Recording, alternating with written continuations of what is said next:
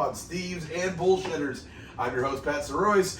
With me in studio, in apartment today, my co-host, Kath Barbadoro. Hi, Pat. It's so nice to be here. This is so fun. I know most of you are probably listening, but we are also recording video of this. Hopefully it all works out and you will be seeing it. But Pat has set up a little studio space. Yeah. Very exciting. We're gonna try to get more stuff. So I have a bunch of shit for this wall, and then I have nothing for this wall yet. So first things first, buy more stuff. Yeah, very important. Gonna get that. Go to more festivals so I can hang badges up. You know the whole deal. Absolutely. This reserved Comedy Central sign that I found at JT Kelly's house. Oh, sick! I was wondering where that came from. It didn't come from my career. I'll tell you that much. Well, that's funny you should say that. I actually yesterday got. I've been thinking about getting a comedy tattoo for a while. And everybody gets the fucking microphone. And I just think a microphone is so lame. And also, as my tattoo artist pointed out, it looks like a dick from far away. So, that's a problem. No offense to anyone who has one, but... Somebody out there just adjusting their collar to hide the dick on their neck. Like, oh, all right. I just think, I love comedy. I'm not, I feel like a lot of people get them for, ambitious reasons. Yeah. And that's not what I was thinking. I just wanted something to, symbolize my, participation in this community. So I decided to get a tattoo of a drink ticket. Yes, I always saw that. Yeah, that is perfect. Yeah. It's like... I'm just thinking about it because you're like, none of this shit came from my career. I'm like, absolutely, the only thing that comes from my career is drink tickets. Yeah, that's all you get. That's such a perfect thing. It's like, people who see it know it. They're just like, It means you're a live performer. Yeah. That's the vibe. Oh, the drink tickets. It's also far enough up, because that's the thing is, I was thinking about getting something else, but then I was like, I'm not going to get a drink ticket in, a visible place, so I was like, let's do the drink ticket, it's almost on my butt. No one, unless I go to the beach, people are not seeing Some fella's going to be like, hey, girl, you do comedy?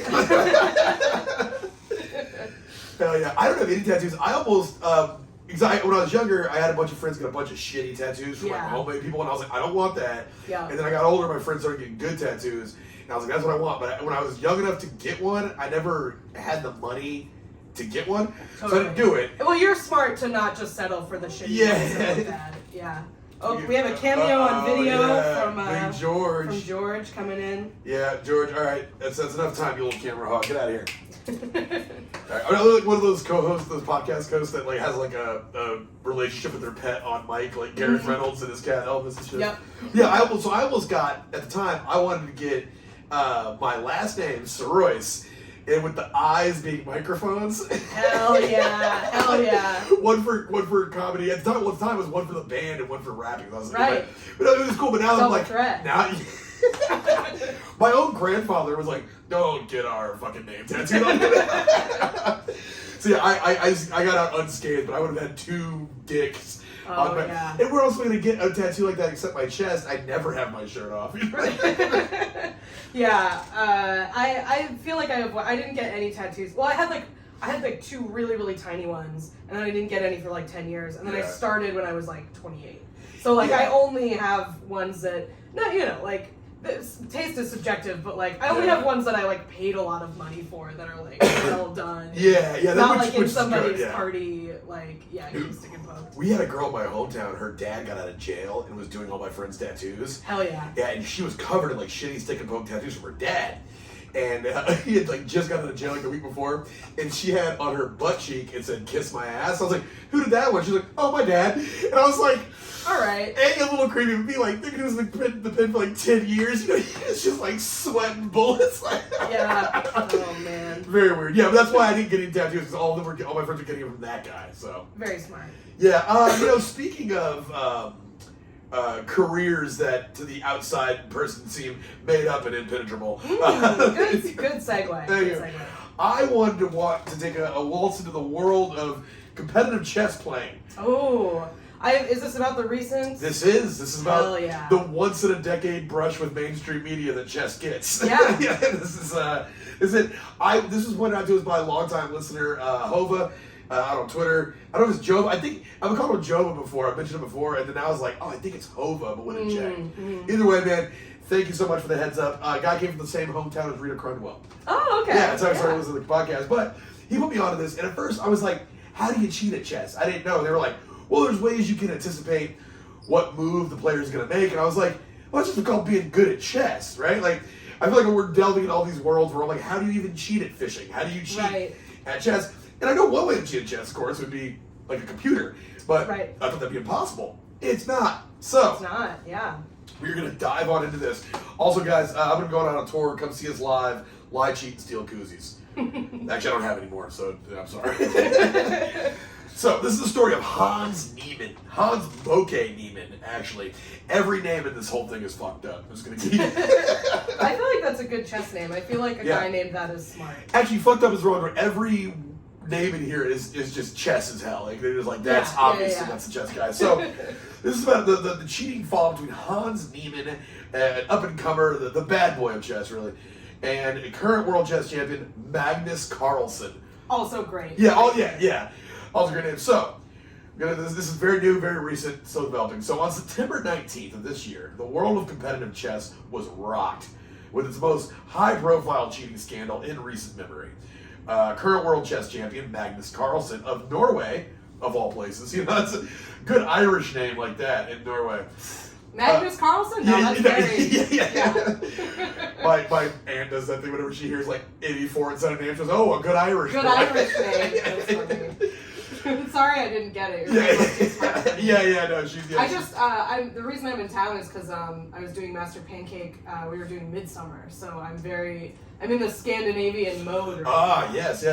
I watched Midsummer while the election results were coming in because I was like, oh, this will be a nice relaxed movie. No, why did I think that? It's very upsetting. I had to watch it like 15 times this month and I'm bummed out. I'm glad shows were fun, I'm glad I was that is so cool. It is crazy that they made a horror movie that was bright. I'd never seen that before. That was interesting. So Magnus Carlsen, from Norway. Is he from that little weird cult village? We don't know. We can't know. Yep. So current world chess champion Magnus Carlsen of Norway unexpectedly quit his match against American player Hans Bokeh Neimann after just making one move in the 6th round of the Julius Baer Generation Cup. It's online. Everybody plays remotely now. So I found out a lot about the chess world. Yeah. I found out that there's over-the-board chess, which means in person, and then there's online chess, which they kind of like safeguarded against cheating the same way they do like video exams for... Right, like if you're taking the bar or something. So you have to have your eyes on your screen, you have to, all that stuff. And there's so I'm still surprised that they do it that way. I would expect, just because like, I feel like chess people, I would imagine, are probably very worried about AI stuff and also very like traditional. So I'm surprised that they're like, cool with online chess is like a legitimate... Traditional is a great word. If you want to look at Hans Niemann's hair, that is... traditional is the only way to describe it, because he has Albert Einstein hair, and he's like 19. It's just out there, But he unexpectedly quit after just one move. And now this Magnus, who's been the world champ since 2013, shocked the hosts by immediately resigning from the game, which is being played remotely. So he's logged out, and it's like... It's pretty high intrigue stuff. It's like Magnus has left the chat. Yeah, Magnus has left the chat, and like before seeing it happen, you just see like that little weird like pause screen where they're doing it. Yeah. And one of the hosts, who by all looks of it, is the hottest woman in chess. she just goes, what? Oh my god! And like I'm like, what the fuck is happening? And then just like Magnus has left the chat. Nice. So this was mystifying to the casual observer, i.e. me. I know what the fuck is going on. But all the real chess heads out there know that this story had been bubbling for a few weeks, and that the rivalry between Carlsen and Neimann had been going on for quite some time. Mm-hmm. So the ongoing saga began weeks before the Julius Baer Generation Cup. It's on September 4th. Neimann and Carlsen faced each other in round 3 of the 2022 Sinquefield Cup in St. Louis. Okay. St. Louis, cool fucking city. You don't realize how big of a city St. Louis is. It's really, it's like those old parts of town that are very old. Such a cool spot. I went to the Italian section there. I think I tweeted. I was like, just going into all these Italian places and asking them, hey, y'all know Kath? Hey, y'all know Danny? Okay. No. We don't, well, as Italians, I'm sorry, we do not respect St. Louis pizza. So it's, they wouldn't know us. Midwest Italian seems so weird. Nick Savarino, a friend of the show, is a Midwest Italian. And you forget they exist. If Nick Savarino is your template, you would think Midwest Italians are weird. He's a weird guy. Weird guy. That's my oh my god. Oh, Siri. My Siri response to Nick Savarino's voice. That's great. So they're in St. Louis. Now Neimann entered the tournament as the lowest rated player in the field, but he's able to pull off an upset against Carlsen, who at that point was on a 53 match winning streak and had the advantage of the white pieces. Now here's the thing, I didn't know there was a piece color advantage. And I guess one person goes first. We're gonna dive into that. I don't necessarily know if it's like material for like what we cover, but I found it fascinating. So we'll get into that in a little bit. So it's if you have the white pieces, you always go first. You always go first. Yeah. And well, obviously people believe that has an advantage, but there's a school of thought that believes it actually puts you at a disadvantage because you have one extra move you got to make. And sometimes having to make a move instead of just is detrimental. Yeah. Interesting. So yeah, I looked into that and it's pretty insane. It's like that you know that game show thing where it's like what's behind door number 1 or 2 or 3. Yeah. And that lady wrote that article being like, actually, if you choose the other door, you're statistically more likely to win. And all these men were like, excuse me, ma'am, you dumb idiot. Like it's one of those things where it's like the percentage of knowledge that you have about the piece. Right. Yeah. It's that probabilistic problem of the 3 doors is like extremely complicated and weird. Yeah. And, like esoteric and. Yeah, it's very, very strange. I just pick one door and I stay there. Yeah. Also, like it's very funny. Like I've never in my life been given a choice of doors. Nope. That strictly happens in movies and Not something that has come up in my life. Yeah, like thought it was going to be a much bigger part of my story. So now Neimann, I'm sorry. He said that a ridiculous miracle helped him with his preparation for the match, and also to guess how Carlsen would start the game because this is the one that he quit on. It was the first move out. So Carlsen made the first move. Carlsen makes the first move. Then Neimann makes a move. Then Carlsen quits. Yeah. And it was like, at that point, they were like, he was saying, pardon me, he was like, yeah, basically like the way he came out, he was like how he knew what I was going to do. Mm-hmm. Or it was too good of a move or something like that. It was like, how does he already... He would have to know what I was about to do to have this be the move he would. Yeah. Which is crazy. That's how I feel like how smart chess players are, because I would just be like, that never would have crossed my fucking mind. Like, I would just be like, oh, well, good move. All right. Fuck me, I guess. Okay. Like, it never would have even occurred to me. So, he said it was an interesting guess, because he said he knew how Carlsen would start the game. It was an interesting guess because, as an interviewer Alejandro Ramirez pointed out, Carlsen was doing an unusual variation of his typical game. So you can sit here and be like, oh, I watched all your game film. Right, you wouldn't make that choice. Yeah, you wouldn't make that choice. Yeah. I was like, well, that doesn't make any sense. So Neimann said that his 31-year-old opponent played a similar variation against Wesley So at the 2018 London Chess Classic. Although Neimann might have accidentally referred to the wrong match because neither Carlsen nor Wesley played in that tournament. Get your fucking backstory straight, Neimann. Yeah.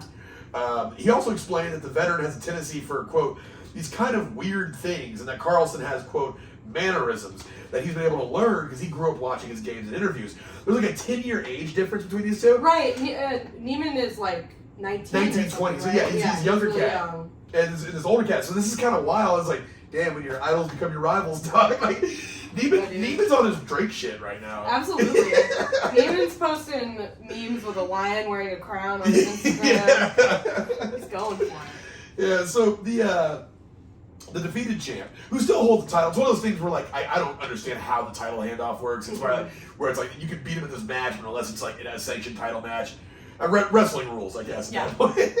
Right. You're not battling for the crown. Yeah. You're just having a match. I want to see a steel chair get broken out. Yeah. I want to see like what are they called? Like a bamboo prison chess match or something. Yeah, like a Texas street fight. Yeah. By God, it's Bobby Fischer. He's not scheduled to be here tonight. He just slides in and fucking takes him out. Exactly. Kick ass. So the defeated champ, who still holds the title, was initially tight-lipped about the whole affair, saying only this to the press. Unfortunately, I cannot particularly speak on that. People come to their own conclusions, he told during a live interview. He said, I have to say I'm very impressed by Neimann's play, and I think his mentor, Maxim Dulagi, must be doing a great job. That's a little bit of a dig. For anybody who knows anything about chess, which again, not me, name-dropping Dulagi was an interesting decision because Dulagi was suspended from chess.com, which is like, chess.com is like That's where all these online games get hosted. That's the hub. Yeah. That's interesting. Again, even for like really official stuff. Yeah. They just weaseled their way into the fucking. I say weaseled like they're bad people. Like those miscreants at chess.com. I would just assume that chess.com is like where like my grandfather's homepage or something. Yeah. Like it just doesn't seem like that would be like the official place. Yeah. It seems like something that like you would log into like Yahoo Games from there. Yeah. You know what I mean? They like got in on that. They had to get on that like in '96. They were like, oh, the internet's a thing. It was like the first guy to like. I read an article about this like porn king, and he was the first guy to score blowjobs.com. It's like it's just like his life is great. Like his kids don't have to work. Yeah. Because he had blowjobs.com. So Dulgi was suspended from chess.com in 2017 and 2020 after being suspected of cheating. On September 28th, Vice published an article regarding emails in which Dulgi admits to cheating and explains that one of his students used a chess AI to feed him moves. So after losing the tournament to Neimann in St. Louis, Magnus withdrew from the tournament altogether. So he lost that match, and then that, coupled with his abrupt resignation from the Julius Baer match, left the chess community wondering what the hell is going on. This is interesting because it's like he's basically using his credibility to like he's not accusing these people of cheating, but he is, because he is the champ. Yeah. The fact that he's refusing to play makes these matches and these tournaments like less significant. Yeah. Which is an interesting like sort of passive. Yeah, and like the little dig at the. Yeah. I mean, use your platform, like. It's a smart way to do it because it's like I'm not like coming out and calling out this person. Yeah. And like it's like, look, if you want to say I'm afraid to play him or whatever, fine. But like he's just throwing his weight around in a smart way. We got to play butt naked in a swimming pool. Right, exactly. No wires. Yep. This takes a wild turn. I love this. One thing I love about this podcast is stumbling into these fucking weird worlds that you never knew existed, and the people involved in them, it's so high stakes. Yeah. And it's like comedy. Like I remember trying to explain to everyone at my construction job about the penis CK fallout. Oh my god. And they were just like, what weird fucking life do you live? like this is one of those things where like outside the community nobody really gives a shit, but this it's high stakes in there. So Magnus broke his silence on September 21st by dropping a bombshell of a press statement. He said, "Dear chess world," that's German, sorry. He said, "At the 2022 Cinquefield Cup, I made the unprecedented professional decision to withdraw from the tournament after my round 3 game against Hans Neimann. A week later, during the Champions Chess Tour, I resigned against Hans Neimann after playing only one move. I know that my actions have frustrated many in the chess community. I'm frustrated. I just want to play chess. I want to continue to play chess at the highest level and the best events. I believe that cheating in chess is a big deal and is an existential threat to the game. I also believe that chess organizers and all who care about the sanctity of the game we love should seriously consider increasing security measures and methods of cheat detection over the board of chess. When Neimann was invited to the last minute to the 2022 Cinquefield Cup, I strongly considered withdrawing prior to the event. I ultimately chose to play." He goes, "I believe that Neimann has cheated more, and more recently, than he has publicly admitted. His over-the-board progress has been unusual, and throughout our game in the Cinquefield Cup, I had the impression that he wasn't tense or even fully concentrating on the game in critical positions while outplaying me as black in a way that I think only a handful of players can do." This dude went in. Yeah. He said, "The game contributed to changing my perspective. We must do something about cheating. And for my part going forward, I don't want to play against people who have cheated repeatedly in the past because I don't know what they're capable of doing in the future." And then he goes, "There's more I would like to say. Unfortunately, this time I had limited as to what I can say without explicit permission from Neimann to speak openly. So far, I've only been able to speak with my actions. And those actions have clearly stated that I am not willing to play chess with Neimann. I hope the truth on this matter comes out, whatever it may be. Sincerely," and this is like the dick drop right here, he goes, "Sincerely, Magnus Carlsen, the world chess champion." Don't get it motherfucking twisted. Exactly. Yeah, you come the king, you best not miss. Absolutely. Which is, seriously, if you come the king, don't miss, because he has a 1-move radius, and he'll just take your ass after that. So, now, when he mentions that Neimann cheated before, that wasn't a huge reveal, because Hans Neimann has admitted to cheating on more than one occasion in the past. He also ended up banned from this website, right? Yeah, he got banned from the website. Chess.com at some point. Chess.com, we'll get into it, release a 74-page investigation. Damn, okay. Yeah, which if anybody out there's having trouble sleeping, read the chess.com. Fucking, yeah. Have half a glass of wine, read the 74-page report from chess.com, and you will sleep like a fucking baby. Now, yeah, so Neimann has cheated before. He said he cheated during 2 matches. Alan did it twice. He said one when he was 12 and another when he was 16. He chalked these incidents up to youthful stupidity and boredom. Specifically, youthful stupidity for the I'm time. so much older now. I'm 19. Yeah. You know, now that I'm 19, I realized cheating chess, pretty cringe. I think that like public service announcements now where it's like, hey, vapes are cringe. I like that, yeah. So, he said, one when he was 12, he chalked up the youthful stupidity for the time when he was 12 and boredom for the incident at 16. And I was like, boredom? What the fuck do you mean boredom? He said he cheated in order to level up and get to like a higher field of play so he could play more challenging opponents. Well, sounds. There's an easier way to get there. Yeah, it's just if it's so easy for you. Yeah, and these guys, his husband, the guys he had to cheat to beat were challenging enough since he had to cheat. But you know, at 19, you just don't think about these things. I guess not. Yeah. All you're thinking about is the chess and the girls and the money and how only chess exists out of all those three. I said the money, the fucking tournament they were playing in, $100,000. Yeah. Yeah.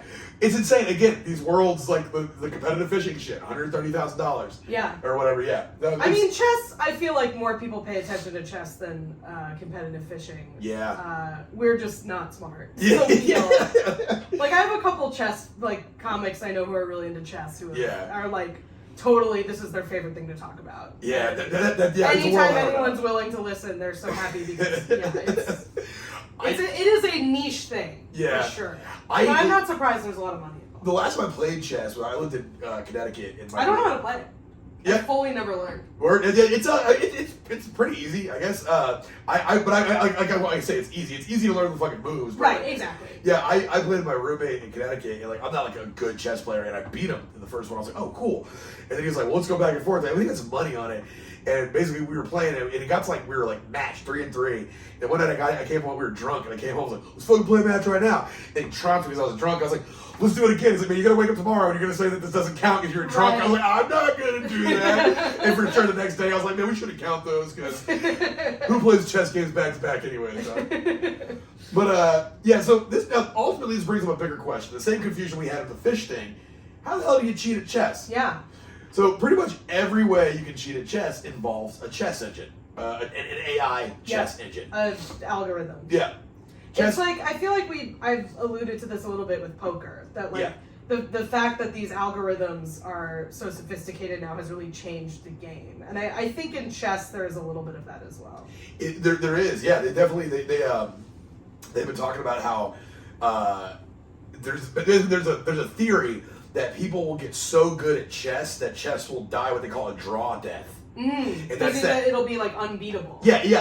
Every player will be so good that they'll make the most advantageous move every time. Right. We'll solve it. Yeah. And then like chess will die. Yeah, we're done. Yeah, chess. Think of something else. We're Parcheesi, you know. Man, I would love to see this like Chutes and Ladders, but approach like the same intellectual. Yeah. I want to do the Queen's Gambit about Mousetrap. Right. So chess engines are AIs programmed to determine to make the most advantageous move a player can make at any given time. While it makes perfect sense today that an AI would be better than any human player, wasn't always the case.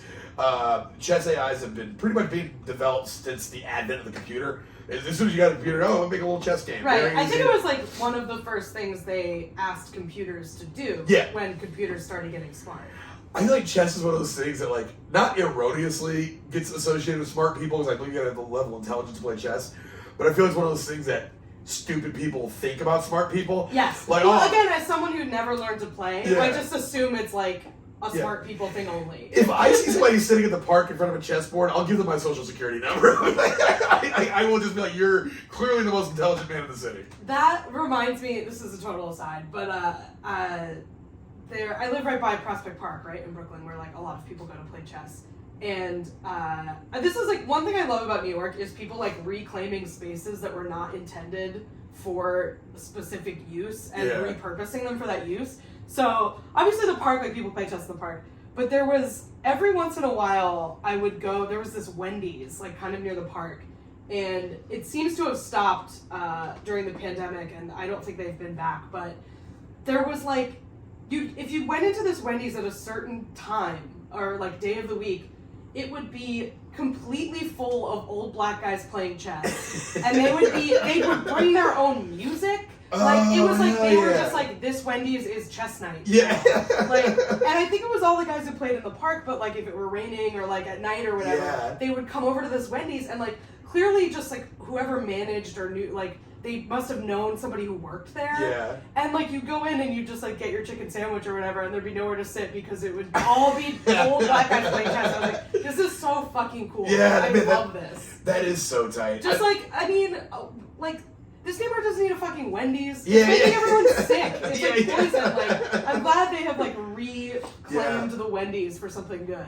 Man, that is what like the times when I've been in New York like pretty frequently these days. Like not frequently, but like at least twice a year. The last few years, I've gone. Like it is kind of cool seeing like the spaces that pop up in the middle of nowhere. Like like oh that's an empty lot. That's a building for this. Just people there doing their own thing. Right. Yeah. There's just like zones like in under the Manhattan Bridge. There are all of these Chinese women learning dances, and like it's just like this is what this is now. Yeah, it's like sick. Awesome. That's fucking dope, man. I remember when I was in before I moved out of Texas, I met John Mulaney at Valve like 14 years ago. Yeah. He was there during the weekend. At one point, he was out of his career, and I was getting ready to move to the East Coast. And I was like, moving to Hartford, but I was so fucking Texas dumb. I was like, Hartford, New York, same thing. Yeah. And so I was like, hey man, get ready. I was like, hey, you were really funny up there. I was getting ready to move out. Because he was doing the mic. He did the mic and he did 10 minutes. Wow. And everybody hated it. They were like, every comic that went up after him, like the Sean Moody's of the world were like, shout out Sean Moody. But Sean Moody was like, well, gee, I guess when you're the out-of-town comic, you can just do 12 minutes at the open mic. Just totally shitting on John Mulaney. I didn't even know who the guy was. Yeah. And I saw him on TV later doing the Law & Order bit. I was like, that's a fucking guy. Yeah, he told me, he was like, yeah, comics get rooms in New York. And I had no clue what a room was. And now I know it's like you take a space, you repurpose it into a comedy club. I literally was like, oh, it's somebody's room. I was like, oh, that makes sense. It's all crowded. So yeah, New York, cool city. Check it out sometime. So chess AIs, that's the first thing they ask computers to do. But that is, of course, until 1996. You probably remember this when IBM chess engine Deep Blue beat the world chess champ Garry Kasparov in a highly publicized match. Right. They're like, computers are finally going to overtake people in this. It was the John Henry moment in chess. Exactly. Do you remember when they had the computer playing Jeopardy a couple No. years ago?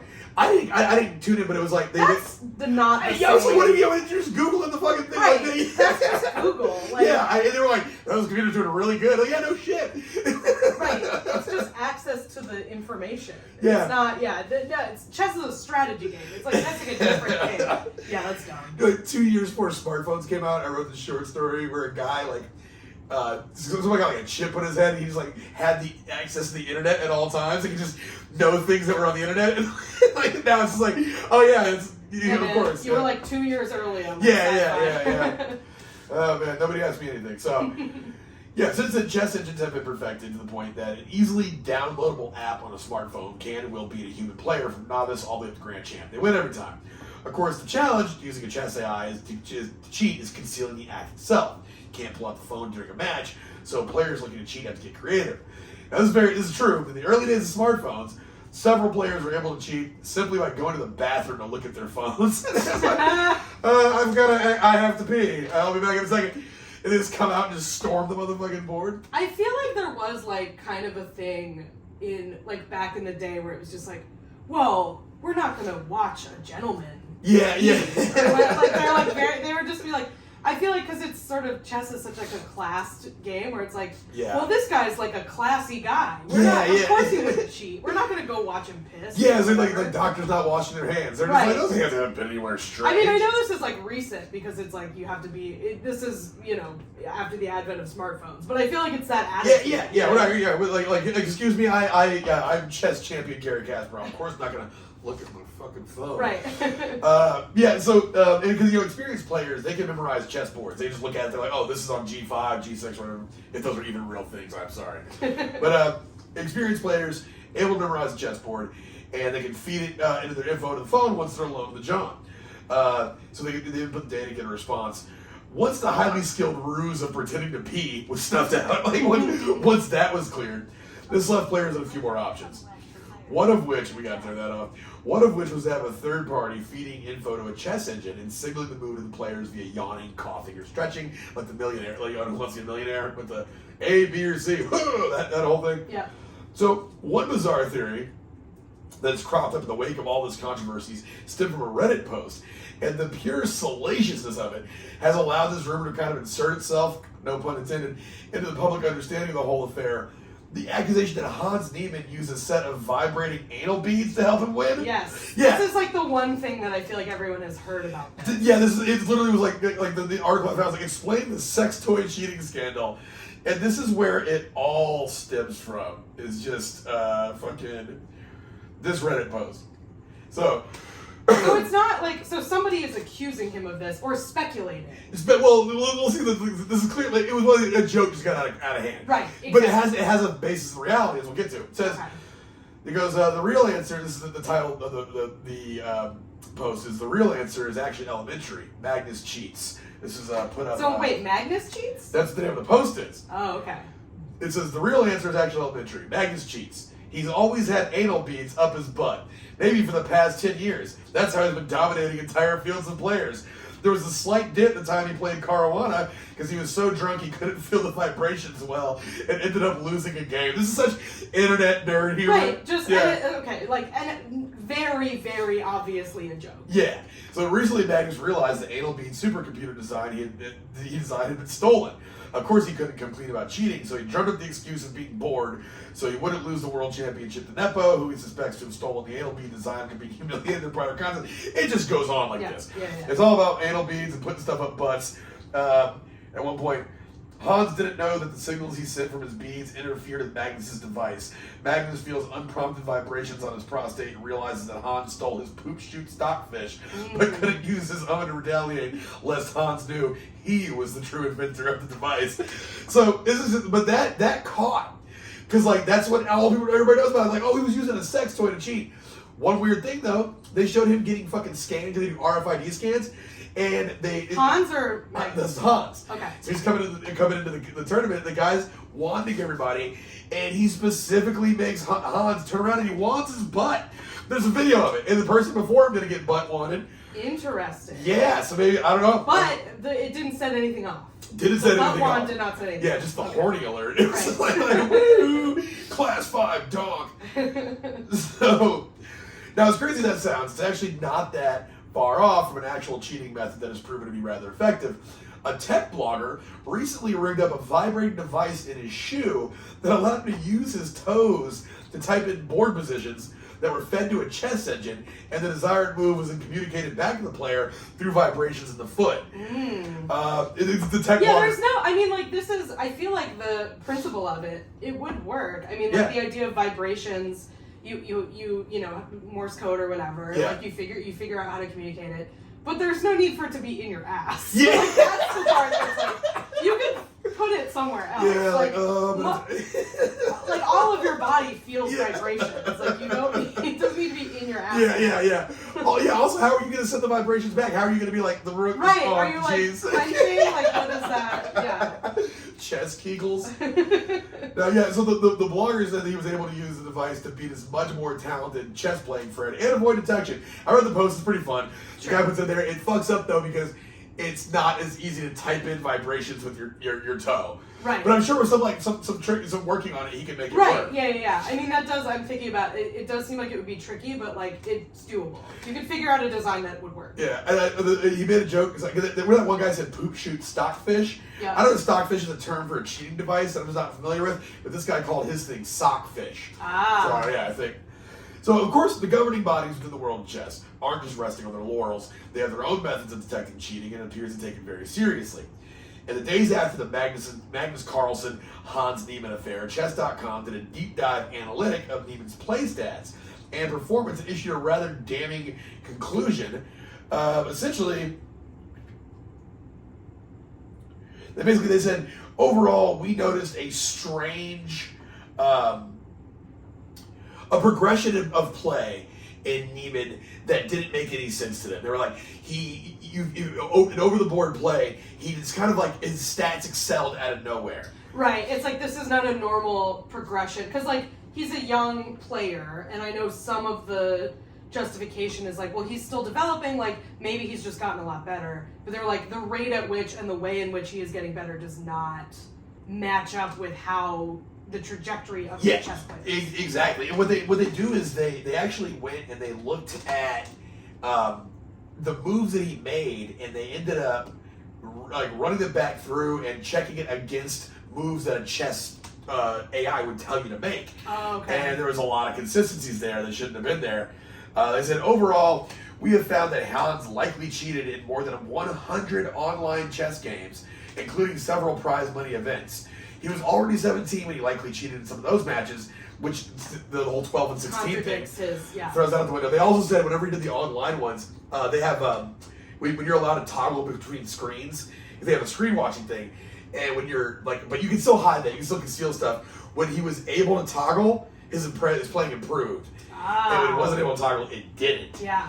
And it just seems like all of this is pretty damning, and I'm not sure why there's any debate over this. Right. Maybe I don't know, but I guess it's because they can't like precisely pin down exactly what he's doing. Yeah. They're only seeing the results where it's like, okay, he's better when he can toggle, but we don't know what he's toggling to. Yeah. Like that kind of stuff. Was it the marathon runner Kip or whatever? Yes, Kip Litton. Yeah, Kip Litton. Yeah, they were like, we know he's doing fucking something because right. We're yeah. throwing out his results, but like we can't quite figure out how they're doing this. Yeah. So one thing that I found fascinating in all this was Magnus's insistence that Neimann beat him with the black pieces in a way that he believes only a few players are capable of. Mm-hmm. In chess.com, their investigation, they always make note of who's playing with what pieces. And I thought it was just like in boxing, they're like, oh, the trump colors, you can tell them apart. Right. But there are actual fucking like a crazy, and I just want to read about this because it's just insane to me. So yeah, so basically, does black have a disadvantage in chess? And the answer is yes. Statistics show that black has a disadvantage in chess because players with the white pieces tend to win 52 to 56% of all won games, meaning that black can result in significantly more losses than playing with white. Yeah. However, there's no scientific proof that there's an inherent disadvantage, and many argue that there is no real disadvantage. Some argue that you actually have an advantage because they say that if you're the guy playing with white, it's going to be kind of like resting on his laurels, like, oh, I got this. Like I statistically have the advantage, and it might actually put them at a disadvantage. I thought that was pretty cool. So, but statistical advantages aside, the game of chess is back in its once-in-a-decade or two cycle of mainstream attention. A young American upstart appears to be hurtling towards becoming the Lance Armstrong of chess, and the reigning world champ feels that the very integrity of the game is at stake. Lines are being drawn. Magnus is yet to back down from his claims that Neimann is a cheating sack of shit. Neimann has fired back with a $100,000 defamation lawsuit. Yeah, and also he's like a shit talker. When he beat him at the St. Louis tournament, in his post game, he goes, "Oh man, I feel really bad for the world champion to get beat by a dummy like me. It must feel really bad for him. I feel bad for the guy that got beat by an idiot like me." And so he's a shit talker. And I guess like that like bad boy of chess thing is paying off because Neimann, in the midst of all this, 3 days ago, and all this just happened, got added to the U.S. national team. Wow. Yeah. Okay. So he's gonna go to the Olympics or wherever the fuck The chess it is. Olympics. The Yeah. chess I Olympics. mean, I guess that's the American way is to not really give a shit about cheating. So that's kind of what the story's about. It's like if everybody's cheating, like it's like the Bill Burr quote, like, "Oh, our roided up guy beat your roided up guy about Lance Armstrong." It's like, at what point does it matter? I guess I don't know. Well, just like I feel like at this point in American culture, we are like uniquely unconcerned with whether people get what they have fairly or not. Like that's very just good point. kind of like culturally, what this world is. Yeah. At the moment. Meanwhile, the Norwegian is over here like ready to just like step down and like throw his whole career out at the notion of the integrity being compromised in chess. Yeah. And the Americans are just like, who gives a shit? It's like when I explain to my non-comic friends about people lying about their writing credits to get gigs, and there's like, so? And you're just like, dude, you don't get it because this they is don't respect the craft. Yeah. And they're just like, shut up. Yeah, like, but he's getting work done. Like, yeah. It's like, so it worked. I'm like, yeah, it worked. But yeah, it's like nobody gives a shit. You know, it's like, I don't care that Neiman's cheating as long as he's doing those sweet trick chess moves of his. It's like an and one mixtape. But yeah, so that's it. It's still ongoing. worth it? I'm gonna say apparently, yeah. I mean, it is like, I feel like because it is such a complicated game at high levels, like there is a lot that is sort of unknowable about it in a way that's interesting. Like you said, so like the thing with Neimann is they know that something's going on, but they don't know quite what it is. And it just reminds me of them being like, well, we like white seems to win more, but we don't know why. Like we can only see the results because this is so complicated. We don't have the tools to like analyze it yet. And I feel like that's like, I'm sure whatever he's doing to cheat is going to be something dumb. It's not going to be super complicated, but it's like, because chess is so intricate, they're just like, I don't know, man, but like, he shouldn't be allowed to do it. Yeah. Get that guy out of here. But it is worth it because he's a phenom. Yeah, so. Like I know about it. I'm not saying like I'm a tastemaker or anything, but I didn't know about this fucking guy 2 or 3 days ago. Yeah. And it's just kind of funny because I know, like for example, like I love comedy. I would like to excel in it as much as I could. However, I would be like personally fucking damaged if I was stealing jokes and that got out about me, or even if it was erroneous, if it got out that I was a joke stealer. Yeah. Like that would fuck me up, like I wouldn't like that at all. And so it does kind of call into question, like even like, is he just here for the rocket fueled ride to success? Like what does he like? Does he give a shit? What is he getting out of this? Yeah. Is it like just for money? Because I mean, how do you? He obviously, like, in order to do this, you do have to be a pretty good chess player, I'm assuming. Like, it's not like he's a total fraud, but yeah, it's like if you're good enough at chess to do this, you would think you would like chess or respect chess enough not to do it. Yeah. It's baffling, man. I guess it's one of those things where like I try to compare it to comedy, but I guess the difference is that like comedy, while it's competitive, in its nature isn't competitive. Like you can do comedy competitions, you can make comedy competitive, but the idea of doing it's not always a face-off against. And this always is that. And so maybe I can see like if that's the case, if the stakes are high, being like, no, I love this game. Also, I need this. Yeah. Like I need this win. So I don't know, man. All I know is that America winning again, racking up dubs. But yeah, that's the story, guys. If you like this, we're gonna be doing some more video content in the future. We don't live in the same city, so we can't do it all the time, but whenever we're able to, we will do this. And we got some more weekly stuff coming up, and a lot of cool things are coming up for the channel, so check it out. That being said, I'm about to go out on tour. Check my Twitter, my Instagram, or my TikTok now, and take a look. I'll post all my dates. It's going to be fun. I'm going to be up in the East Coast the next couple weeks, so it should be a good time. Kath, you got anything for us? I do. I also just want to say this is a free feed, so if you enjoyed this, we do 2 extra episodes on our Patreon feed every month. So check that out, patreon.com/lie, cheat, and steal. $5 a month gets you access to 2 more stories. Yeah. So and then other than that, I have shows in New York this month. Check my social media at Kath Barbadoro on everything. I will post about those. I think the biggest one is going to be November 21st at Union Hall. I'm doing the Reductress show, so definitely come out to that if you can. Yeah, it should be fun. But yeah, I think that's all. Thank you so much for listening, everybody. Yeah, guys, thanks for tuning in. Have fun, holidays, be safe, be smart, but above all,